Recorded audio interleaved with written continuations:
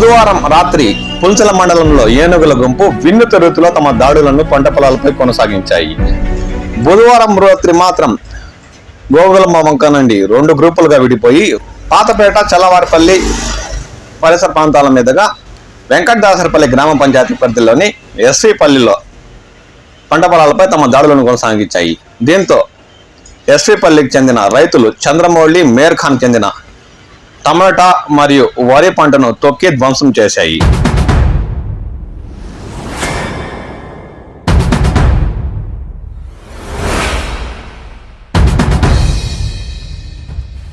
పంటలు చేతికొచ్చే సమయంలో ఇలా గజరాజుల గుంపు పంట పొలాలపై దాడులు చేస్తూ తీవ్రంగా నష్టపరుస్తుండడంతో స్థానిక రైతులకు ఎట్టు పోలేని పరిస్థితి దాపరించింది.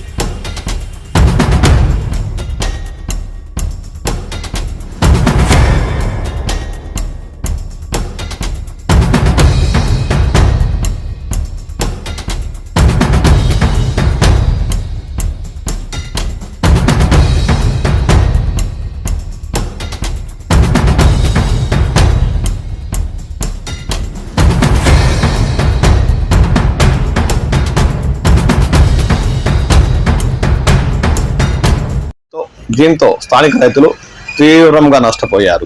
నివాసానికి వేసి ఉన్న గుడిసెను నేల కూల్చి అందులోని వస్తువులను చిందరవందర చేశాయి.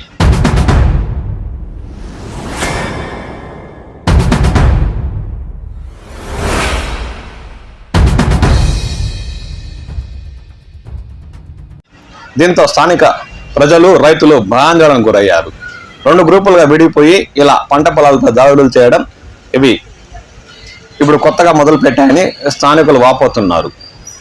వీటిని టపాకాలు పేల్చుతూ అటవీ శాఖ అధికారులు నిలువరించడానికి ఎంత ప్రయత్నించినా ఇవి తమ దాడులను పంట పొలాలపై కొనసాగిస్తూనే ఉన్నాయి. దీంతో స్థానిక రైతులకు ఎట్టు పోలేని పరిస్థితి దాపరించింది.